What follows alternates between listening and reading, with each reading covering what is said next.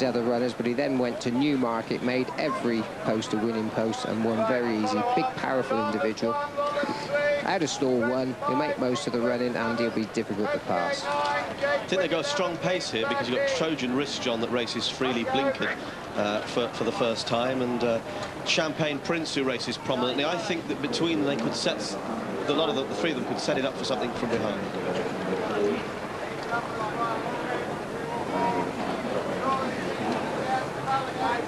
Let's have a look at the betting. Fars, who was a good winner on his last outing to Sandown, came home 5 lengths to the 4. Rock Force, who we actually saw run really well up at Chester, and then didn't run a bad race under a big weight last time. Trojan Risk, Champagne Prince, Major Change, all of those are in good form, and Tersham just on the drift.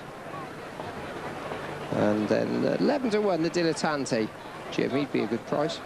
Yes, yeah, I just think that maybe the race won't go ideally for him. It's as you'd expect for 50 grand. It should be a really competitive handicap. There's Fars. He's a bit of a character, this individual. An improved horse since being gelded, disappointing last year. There aren't many that get the better of Reg Akehurst, and he finally wrought some improvement out of him at Sandown last week, and he absolutely bolted up in a lower grade handicap. Probably won too far, but Reg wasn't critical of Richard Quinn. He said, you can't stop on this horse, which apparently Richard did last year, and the horse, or half stopped, and the horse down tools immediately, but a pretty able runner. A couple of the jockeys just looking as though they're getting ready to dismount. Certainly actually, John, just explain the procedure. Looks, yeah, there's a spread plate there, the Dilettante, yeah. But trainers nominate beforehand whether they wish a horse to be replated or attended to or withdrawn. You can have that option, can't you? Yes, it's your choice. I mean, normally you'd have the blacksmith just to whip the other plate off so that they're running evenly. Very few people run a horse to run with a plate on one foot and not the other. But it's something you pay particular attention to, and you were saying yesterday, we were talking about a foot problem or possible foot problem with Dushi Antor, and it is, when you think about it, the most important part. It carries all the weight, doesn't it? Well, they always say, certainly, I always think Richard Hannon's the best judge of horses, and he always will tell you, no foot, no horse, and there's a famous saying, and it's absolutely right. Be like you, if you're not comfortable with the shoes that you've got on, or some problem with your foot, you'll never do any good at any sport, whatever you're doing, not even have trouble going shopping. So you can imagine everything's got to be just right. And this old fella, I mean, he's amazing, only a 4-year-old, stood there like an old police horse.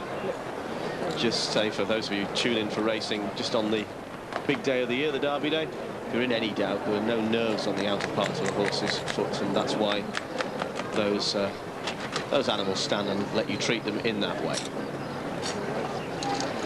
So while they're getting replated down at the start, are they fretting in the ring, Mac?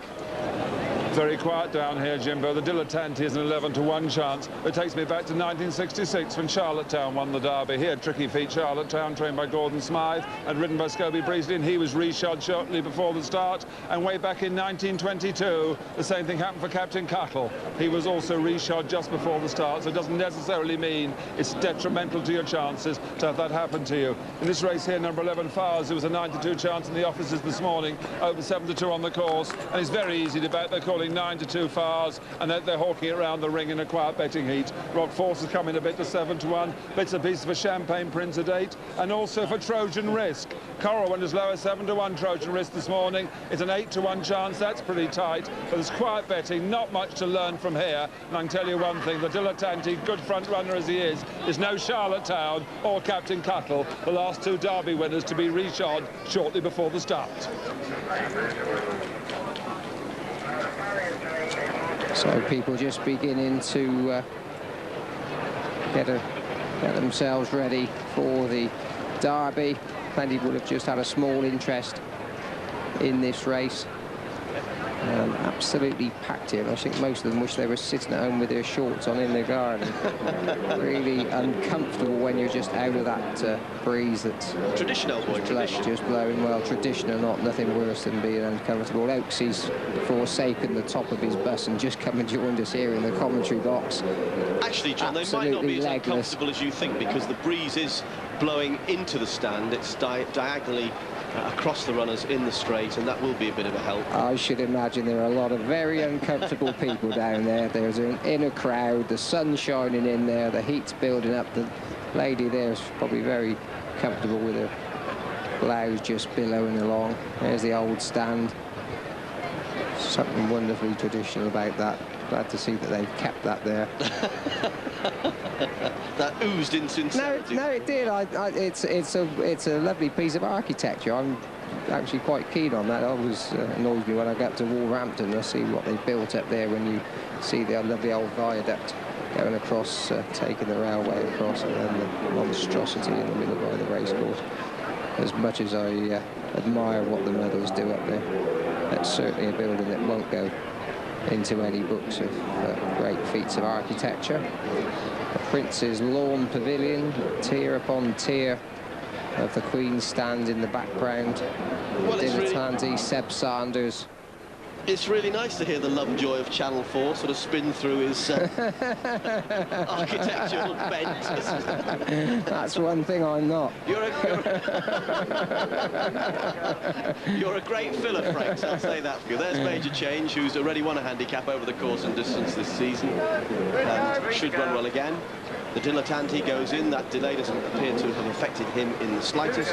Tertium, Champagne Prince, who I thought had a good chance in this, has got a bit stirred up. But cool and calm in the Erie is Gigi. Race away, and Champagne Prince a little bit slow to go. Scheduled to go to the stalls last, but missed the kick and by a couple of lengths. Difficult to make up the ground. The Dilettante in autumn cover, Henry V, the first Swedish show, as they come to the first quarter mile up this steep hill, with up on the outside Champagne Prince making up that ground. Fars just on the inner of that, Tertium and running the rail conspicuous. Rockfall sits midfield, so too Hunters and Brora. Star Manager is just in behind these, but it's the Dilettante that blazes the trail. Gets the pole position to Henry V on the outside, the black and white check cap. Wider still, look to the left, yellow Champagne Prince, a wave of 3.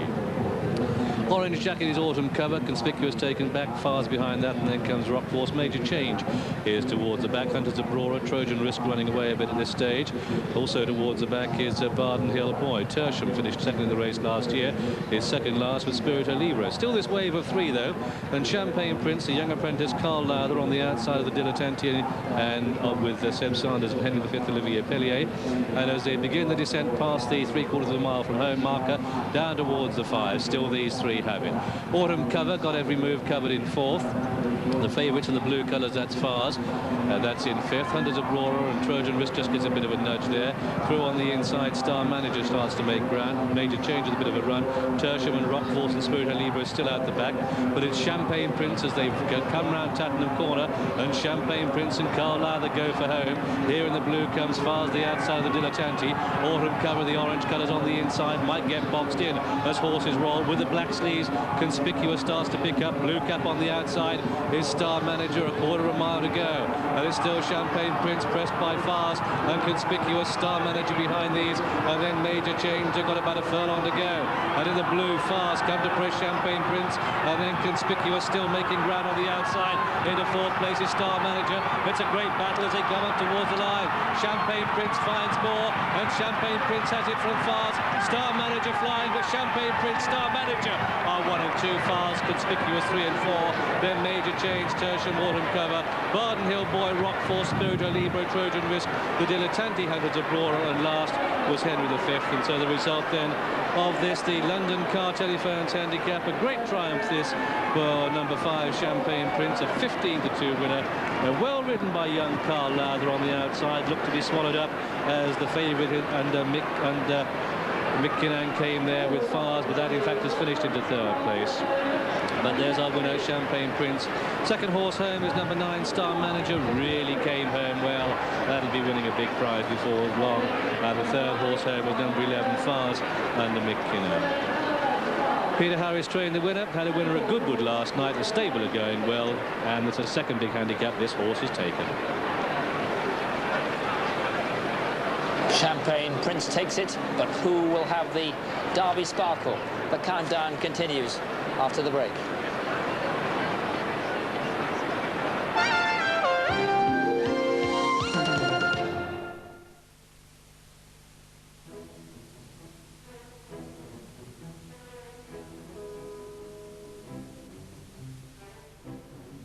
The win paid £6.10, places 190, 430 and 250. The dual forecast £69 and 14 rand.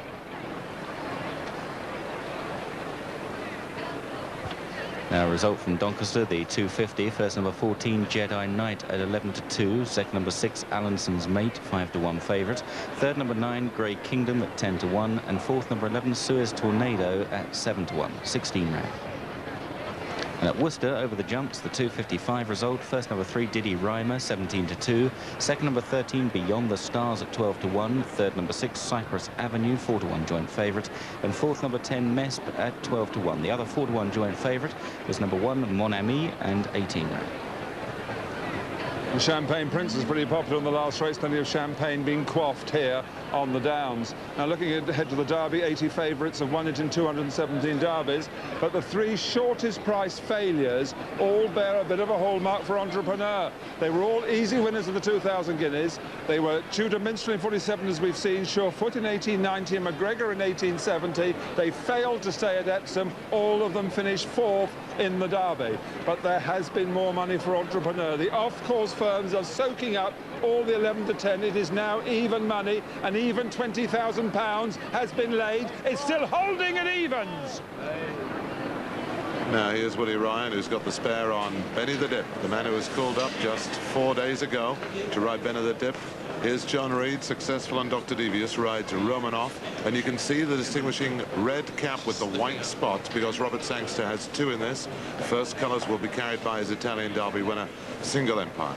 Peter Chapelhein's wife Jane receives the saddle. All carry 9 stone, of course, and I don't think there'll be any overweight at all. Here's the man with the world on his shoulders. This is Michael Cannan, the man who rides the red-hot favourite Entrepreneur for Michael Taylor. Entrepreneur may be the new star on the equine block, but his owner, Michael Tabor, is fast becoming a meteorite of his own. Michael's a Londoner who built up a successful betting chain, but when he sold out, invested in Bloodstock with partner John Magnier, he hit the jackpot, and in the 95 Kentucky Derby with Thunder Gulch, it was bullseye first time. On the outside, Thunder Gulch with the white blinkers, and Gary Stevens aboard has something to say about this Derby as they turn for home. A little more than a quarter of a mile to go. Serena Song desperate to hang on between horses. Talking Man on the inside, but Thunder Gulch emerges with the lead, and Thunder Gulch with Gary Stevens takes command. Talking Man along the inside, and now here comes Tahano Run, and in the middle of the racetrack, it's Eltish along with Jumrun, and down the stretch they come in the Derby, and here's the winner. It's Thunder Gulch. Lucas wins it with the lesser of the 3 horses he trained. How about that? Thunder Gulch wins it. Timber Country was flying its photographs all around for the place and show spots. Gary Stevens, who won it with winning colors, wins it again. Michael Tabor, who was victorious in the winner's circle in Florida, now gets to go to the winner's circle at Churchill Downs on Derby Day. Now Michael Tabor has Entrepreneur to try and compare with Shergar, Milreef and Nijinsky. Until this afternoon, that still remains just aspiration. But he's made quite a start. They're down to the final furlong now. An Entrepreneur next to the rail, set sail for home. 2 Starboard in second place, then Pachin in third. Revoke is eating ground on the wide outside. Desert Story follows. Zamindar has found room and really flying now, but they're inside the final furlong, and it's Entrepreneur into the lead. Entrepreneur's going to take it from Mick-Kinam. Here comes Revoke on the very wide outside, fast and late, but Entrepreneur lifted. Entrepreneur, Revoke 1 and 2. From the first time we started working in this horse, showed a lot of talent. Oh yeah, he was a little bit special from very early on. Well, he was bred here at the Cheveley Park stud. I'm very involved with the stud and train a lot of their stock. I trained both Sadler's Image and Dancer Dream, his full brother and full sister. So they bought him at the high flyer sales. I'd seen him, you know, at many stages of his life. So I did ask them if I could train him. I didn't get an immediate reply, but I was always hopeful. So I'm just delighted they sent him my way. He's done nothing wrong up to now. He's a horse with a lot of potential. So we'll just discover more as we go on. I think he has a favourite's chance. It's the best way to sum it up. We've always thought that trip would not be a problem for the horse, and he does have a lot of speed, which is a great thing in a racehorse. So I prefer his chance to any of the others, put it that way. The Derby is the Derby. It's the history of the Derby. You know, everybody's talking about the Derby now. You know, you win it once, you want to win it twice. That's happened. I want to win it again and again. And we will know soon enough. There's Entrepreneur, a shining bay colt by Superstar Sadler's Wells. He might be, as Frankie Vittori said, the real McCoy, but we will know after he's run the 1.5 miles round Epsom, which the great horses have run in the past, and only then will we realise whether this horse is actually it. Before we get closer, news from Haydock. Yes, the result there, the 3:15, and a win for the old fella, Band on the Run, now a 10-year-old at 8-1. Second number 10, Bolin Frank, 3-1 favourite. And third number 4, Pomona at 7-1. 13 round. These are great moments now as the expectation goes right around the downs and of course focuses on that paddock now situated behind the grandstand. In there, the tension will begin to mount. We'll be back in a couple of minutes.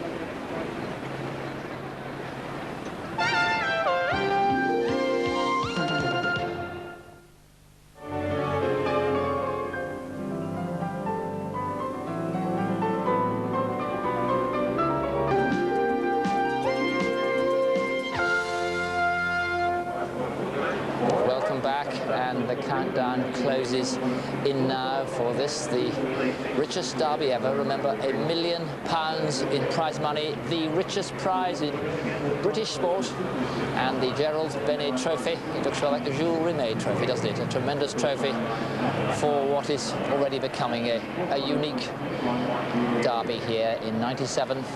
Remember, a non-runner. Tenasse's a non-runner, but let's take the horses who are going to face the starter this year with Graham Gould. And we have Benny the Dip, an 8-1, drawn 8, a 10-1 chance with Willie Ryan having his 4th ride in the race. Bold Demand is 20-1. Frankie Dettori's 6th ride. Cloudings is a 14-1 chance, and that's partnered by Olivier Pellier, having only his 2nd ride in the Derby.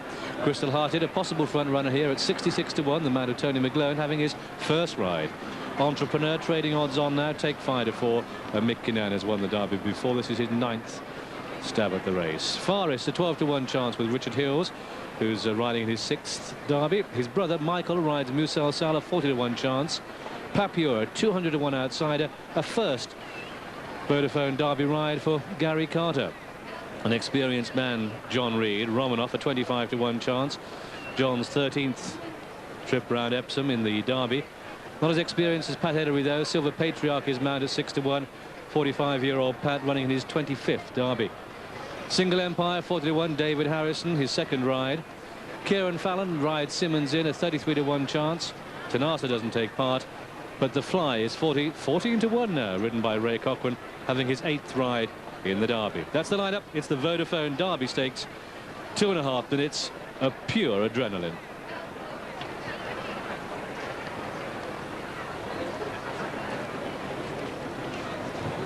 That is the scene down at the start. The big race due off in now just under 20 minutes at 3:45. Big crowd down there. We'll be going down there very soon to talk to them as they arrive at the start, and just seeing how wet Benny the Dip, or Benny the Drip, actually becomes. The scene is set for a gorgeous afternoon, and this is the parade ring at the back of the grandstands. The runners are now coming into the parade ring. The jockeys are making their way there. The owners and trainers already there. Time to now look ahead to the Derby. And let's join first Jim McGrath. Entrepreneur, one of the last to be saddled, just a shade reluctant to go into what is, after all, a strange box. And he had a good look. He wasn't badly behaved. He just had a good look. And in the end, Michael Stout put his hand on his quarters, and the horse consented. And just finalising his plans and his saddling arrangements, Jimmy Scott, Michael Stout, and his lad, Gary Humphreys.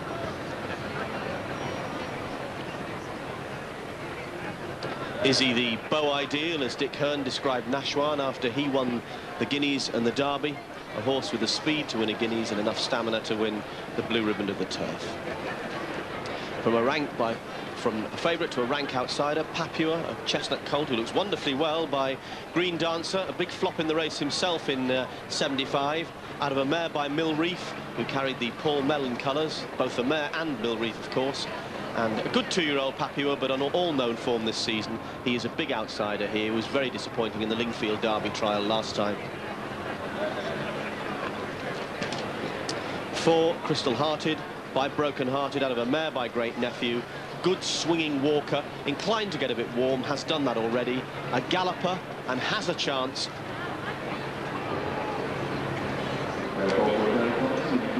Romanoff, his victory will be a superb triumph for all concerned, because he has 5 screws in one of his legs, the result of an injury as a youngster.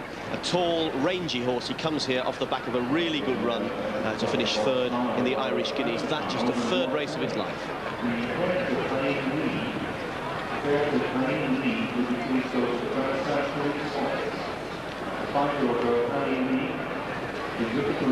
The back number of, or the back one of those horses in shot is Musalsal, coming towards you now.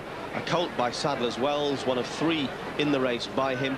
The dam won the Prix Robert Papin, was all speed, but she's from a staying family. This is a keen, enthusiastic horse, a progressive one, and he ran a good 3rd at York last time.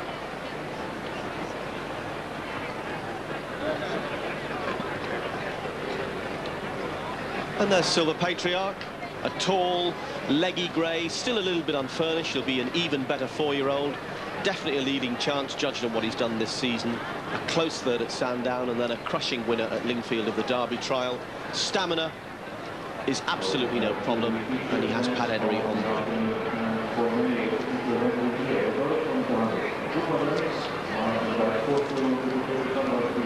Another grey, Cloudings, the French challenger. A good topped individual by Sadler's Wells, out of a mare by Rusticaro, from where he probably gets his colour. Rusticaro, a grey.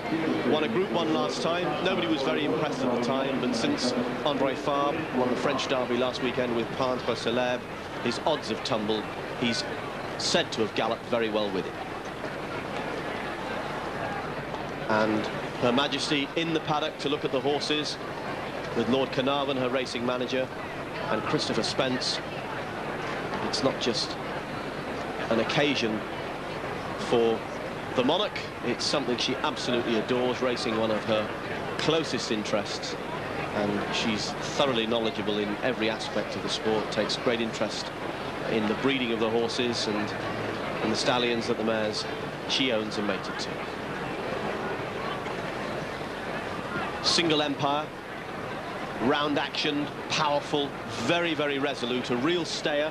If today isn't his day, then he should make up into a St. Leger candidate later on in the year. He's already the biggest money winner in this field, having won the Italian Derby last month. There's plenty of spirit about him, and by the time they go into the stalls, he's likely to be awash with sweat. But that's just his nature. It's not a derogatory sign.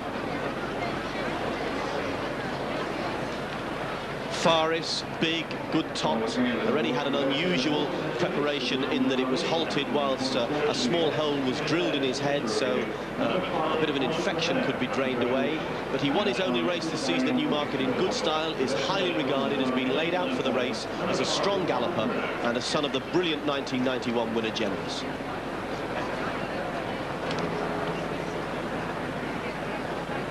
There's the Fly. A good example that you can buy a horse to run in the race for not very much money. He cost just 11,000 guineas at Tattersall's October yearling sales. He's from a family that Barry Hills has done extraordinarily well with, and he's owned by some really sporting owners, the Corbetts and Jack Hansen. There'll be some party if he can pull off this victory under Ray Connell. John Frankham's down here. John, first of all, very unfamiliar, even for horses who've been racing it 3 or 4 times. How are they taking it? Most are taking it really well. I mean, Forrest, he got a little bit warm when he had his first run at Newmarket, and he's the same again. Probably not quite as bad as he was there, but all the rest, you know, taking it amazingly well. You think they're only 3-year-olds. Think of the crowd here. There's a band going on in the background. Well, let's have a look at the favourite Entrepreneur. You've been out to see him through. Looks incredible. I mean, if you backed him, I'm not sure what price he's at the moment, but I think even money will seem a big price. Taking everything in his stride, and I mean. And do you think he actually looks a class apart? Absolutely. You know, I mean, if you were pulling him in, if you were standing here saying, right, okay, we're going to give prizes, and as I said, I always take the number cloths off him. This horse would be firsted every time. Doesn't matter which angle you look at him from. He's, you know, just full of quality. Well, let's look at the grey silver Patriarch. He'll do well to win this horse. He's big, he's tall, he's a late foal, and you could see this horse running really well at the end of the season, you know, picking up some good prizes. I think he'll have to be exceptional to win here this afternoon. There's going to be a pace he's going to have to... Yeah, I just think he as well as he looks in himself, he still just looks a bit weak. Benny the Dip needs to sweat, or they think he'll sweat. How much? Yeah, he's not sweating at all now. You know, he's not a good traveller, but I think he's fine when he's on the race course. And he's another one. If you backed him, I certainly wouldn't be standing here saying, "Oh well, you've done your money." Looks incredible. You know, looks in good nick. You know, I mean, John Gosden's got him here. Couldn't get him here looking better, that's for certain. Outsiders do come up in the Derby, and Musalsal. Well, he's team. I mean, this Sadler as well, so, I mean, really does stamp his horses. I mean, he's not quite the quality of Entrepreneur, but he looks in really good form with himself. Really well, as does Barry's other horse, the Fly.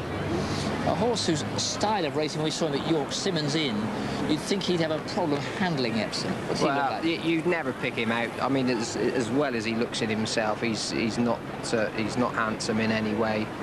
And he's a difficult horse to assess. I mean, both from looking at, because you wouldn't want to take him home, and also his style of racing. He looks, you know, he races with his head in the air, and yet I don't think he's remotely ungenuine. I just think they might just find him for a bit of foot round here. So, a pick as an eye catcher. There's no doubt that the favourite is. You know, is a worthy favourite, but I fancied Crystal Hearted this morning. He looks really well, and so does the French horse. I bet he's a bit of a character. You could just see him only ever doing enough. I mean, you just watch him walking around here. He's the one who's just got flicking his ears, going round, taking it all in. He's not bothered. I mean, if a bomb went off, you know, he'd barely prick both ears then. They will tempt that. Yeah, but we won't be doing that. But no, I mean, it's the favourite for me, and like I said, you know, I wouldn't be put off the French horse. John, thank you very much. It comes closer by the minute. And latest betting, and the punters share John Frankham's confidence in Entrepreneur, who's now 5-4 on, having touched 11-10. Great confidence in this favourite. Silver Patriarch at 6-1. Benny the Dip at 10s. On 12s then, Faris and Cloudings. The Flyers fancied 14s from 20-1. On 20s, Bold Demand at 25-1, Romanoff. 33-1, Simmons in. Musalsal and Single Empire both at 40-1. Crystal Hearted at 66-1. And a rank outsider in this year's Vodafone Derby, Papua at 200-1.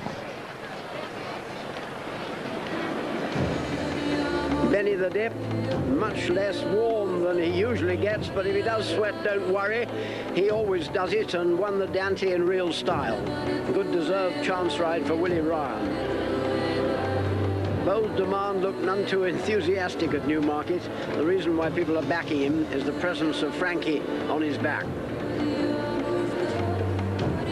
Cloudings, the French hope, would be first winner for champion trainer Favre, ran for jockey Peslier. Took a long time to win the Prix Lupin, but sure to stay.